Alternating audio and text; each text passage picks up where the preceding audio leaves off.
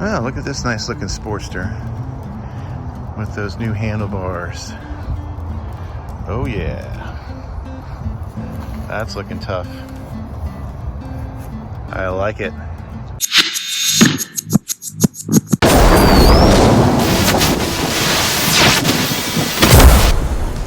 Is it coming out? Oh yeah, look at that. But it's not registering on the pump. Am I getting free gas? Free 93, baby. It's coming out really slow though. Yeah, it's definitely coming out. That's crazy. Well, thank you, Circle K. Appreciate it. Strange things are afoot at the Circle K. Well, the tank is full, so I'm going. What a beautiful, gorgeous day. Heading over to the Waffle House with the Snakester to meet up with Hail Rider before she heads back to North Florida. And you might notice something a little bit different on the Snakester. New handlebars. Yep, I got some LA choppers, Frisco bars. They are a lot more narrow in width, overall width, than the stock 883 bars, which Harley calls the 883 bar. That's its name. And it comes stock on your 883. But I wanted to change it up. We'll change up that look and the feel. 883 bars were getting to be a little bit too low for me for, you know, a little bit longer trips. They were good for, you know, hour and a half, easy. But if you're going to do some mileage, it was kind of tough. And I know the Sportster isn't really designed for out of the box touring or long distance travel, so you know, you got to make some modifications. And I love riding my Sportster. It's a joy. Every time I jump on it, I got a big smile on my face. Not that they don't love my Softail heritage, but it's just a different ride. Since I got the bigger sissy bar from Viking Bags a couple months ago, that allows me to put more luggage, I figure let's change up the bars, give me an 8-inch rise and a little bit more comfortability. But what I'm noticing with these bars is they are very responsive. In fact, they're more exacting in your movements than the stock 883 bars. And that's probably why those bars come stock, is they're very manageable. All right, so there's the bars. So as you can see, the profile is very narrow as compared to the 883 bars, which were out here. I kept the mirrors mounted below the handlebars, just a better look, I think, for me. I kept the lights perch mounted on the controls, but what I think I'm going to do is order from J&P Cycles these fork mount indicators. It just looks kind of funny to me, and when they're turned on at night, it's got this little triad of light. I guess more illumination is better at night, right? But I just think to get it closer to the headlamp, just install it right there. You know, I got to replace these little bolts here anyways. They're getting kind of rusty. They don't last too long, do they? It's only a 3-year-old motorcycle. Hey, it's Hail Rider. Awesome. Hey. What's going on? Wow. Good morning. Good morning. We're talking about my new handlebars. Oh, shit. Yeah. Oh, shit. Yeah. This is the Yeah. So what do you think? Your bike's getting more badass by the day, I feel like. Hey. Yeah. All right. That looks sick. With the grate on your light and everything. And then, yeah. Well, that's what I was just talking about. So with these, this is where Pedro put them. Right. And this is where they were pretty much with the other ones too. Yeah. So, but I have an option to get these little mounts that go here, and then they would end up being here. What do you think? No. Keep them that way? Yeah. Okay. That would be weird. When you turn at night, it's like you have light, light, light, and they're all spread out. I guess I see what you're saying. Can you put them up here? Yeah, it can go anywhere. I'd say put them up higher rather than lower. I think aesthetically that's going to look better the higher up, because I think this is such a unique look having them so high, but I see what you're saying. Yeah. Very high up. I think, yeah, if we got it closer to the headlamp, it would just be like one larger light. Yeah. What do you think of this Harley quality after like 3 years? We're getting some. Rusty. Yeah. Yeah. To their defense, this bolt, when it came stock, was underneath here. The mirrors were up on top. I flipped them down. So this was not as much in the elements. It was down here, and this was up top. Gotcha. So maybe it's designed to be. Yeah, semi-hidden. But yeah, get on the bike. Check it out. Feel the stance. It's so heavy. Yeah, it's like 560 pounds, I guess. Yeah? Yeah. Look what I found. Oh. Do you remember? Keys? The original keys? Yep. Where were they? They were in my Viking bags. But the bag is so cool, it's got these hidden pockets in the shoulder strap, and I stuck it in that because I grabbed these by mistake when I was taking the other motorcycle, so I stuffed it in that little hidden pocket, and I hit it so good, but I found them. So 40 bucks for nothing, but at least I know the process in case you lose your key. All right, let's get some Waffle House. 1 winner later. Chain lube? How about some white lithium grease? Oh yeah? Blast on auto hinges and latches, good for chains. Awesome. So how does this work? Is this going to be a YouTube University tutorial? No. Okay, so what's our disclaimer? So I don't know if this is the correct way to do this. But this is the way that I was told to do this, and it seems to get the job done. Hold on to that because I'm going to stick it back. I should shake for 1 minute when I first got it. So shake for 1 minute. Shake, shake, shake. Shake, shake, shake. Shake your white lithium grease can. If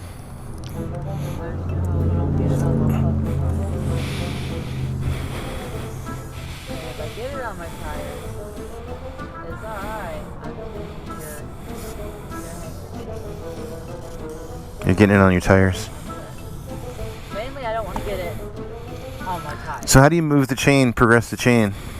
Okay. I have all these questions. You know, Harleys, we don't have chains, we have belts. Belt driven. It's all built different. This is all foreign.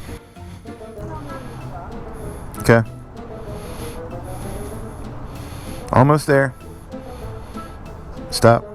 So it's like trying to find your valve stem on your tire. You just keep moving the bike. Yes. Now, is white lithium grease the normal grease, or is it just to get by? I mean, I use it as my normal. Okay. You just want to lube the chain is what I've understood, so. Gotcha. Right there.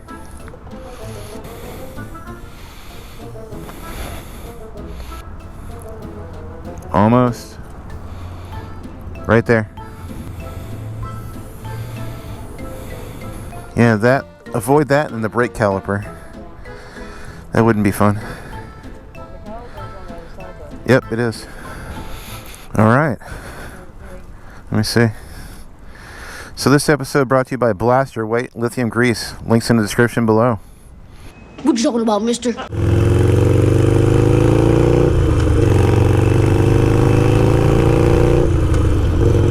What a gorgeous day for a ride. Woo! Hail Rider's heading back from Daytona to North Florida, so I figure I'd escort her half the way. And we're going to hit one of my favorite roads in Central Florida for riding. 182nd Avenue Road. It's about 6.5 mile route, and it's got 19 turns. So I thought she'd get a kick out of it. What's going on, guys? So we had to, stop, grease up Hail Rider's chain. She was worried about it becoming a little bit dry. Every 500 miles, she says. That's when she maintains it. I don't know about these things. I have a belt. Race.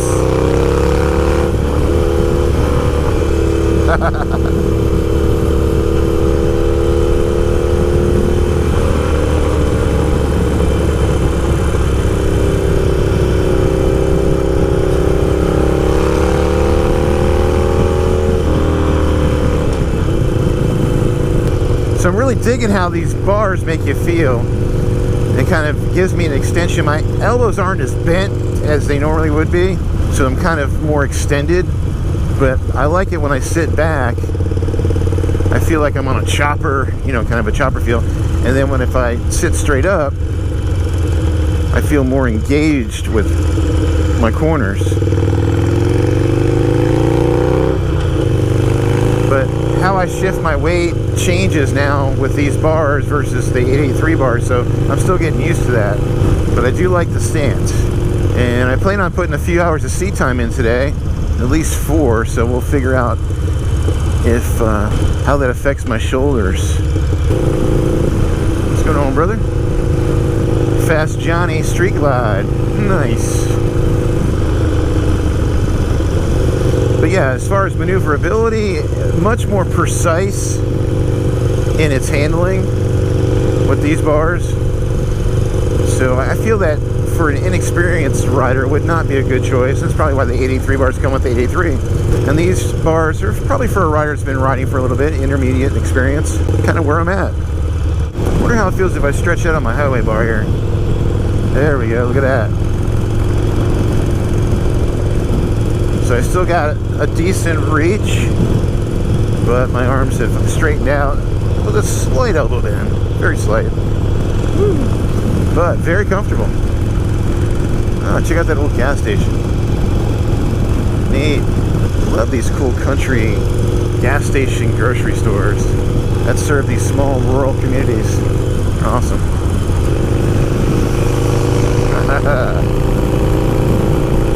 That's what it's about, man. Just you and the road and your buddies. I'm really digging the fact that I got rid of my Puke fly screen, which kind of gave it, you know, maybe a slight cafe racer look. But as Hail Rider said, now it looks more badass. But the reason why I bought that fly screen was when I first started riding, I installed that plate probably a month and a half into my riding journey, and I wasn't riding at high speeds in my neighborhood, obviously. I think the most I went up to was, by that point, was like 45 miles per hour. But when I was getting up to speed, I felt this pressure on my chest, and it's something that I've never felt before. Yeah, right there. And I was like, I need to get this pressure off my chest. It's just giving me some anxiety. So I found the Puke fly screen, and Pedro put it on for me, and that helped me kind of get comfortable moving up into high rate of speed, you know, 40, 50, 60, and eventually getting the Sportster over 100 miles per hour. Everything that guy just says is bullshit. Thank you. And it kind of became a kind of a security blanket for me, and then it just disappeared. Whether it was there or wasn't there, it didn't matter. And then as my riding skills progressed, I got more comfortable, got on my soft tail, started riding that on the highway without a windscreen on. And just that feeling of the pressure on the chest just went away, and then it turned into something that I like to feel, that I was welcoming. Like right now, I'm feeling it. It's awesome. It's like taking a shower, taking a bath of relaxation. So now I want to feel it. So I'm a big fan of running it naked. And then I took a Softail Standard on a demo ride at the Speedway, and I was like, yeah, I get it. Woo! Yeah. Yeah, it's not a slouch for power. You got plenty of power. The wind's hitting my chest, and I love that feeling. Ape hangers in the wind. Yeah, a real motorcycle doesn't have a fairing. You need that on the highway, especially if you're going to crunch a lot of miles. You're going to travel 2-3 days just to get to your destination, or just on a constant tour. Yeah, I get it. But if you're doing regional travel, then, you know, go topless. Yeah, so we just hit 182nd Avenue Road. We're gonna have a little bit of fun. Yeah, so it's weird with these handlebars. I gotta pick my lines a little bit differently than I'm used to. And I'm second guessing myself a little bit because of my stance has changed. But with a little practice, I'll get used to it. got to make sure that I keep the engine engaged in the right gear and not go too high of a gear. But I'm definitely leaning the bike over a little bit more. At least it feels that way when I hit these twisties.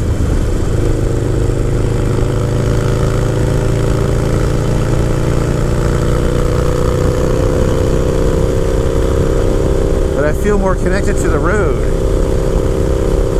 than with the previous handlebars. I don't know if that makes any sense. Yeah, we hit the road good today. Not much traffic. Got it all to ourselves.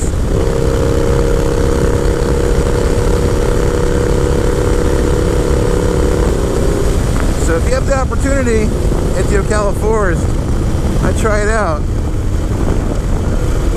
But don't tell anybody. It's our secret.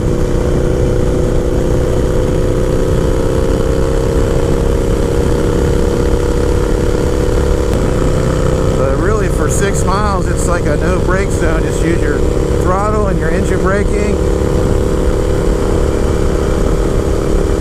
Be in the right gear, pick your line. And that is our adventure. That was beautiful. Wasn't it? Yeah, that was amazing. The cars were sick. Yep. 6 miles, 19 turns. So I try to take that route every time I come up to see you or go to Gainesville. I come this way. All right. Say goodbye to everybody. Goodbye, everybody. Next time on the Kenny Quest Show, I put the Frisco bars to the ultimate test. Oh. And they take a slide pretty good, 35 miles per hour.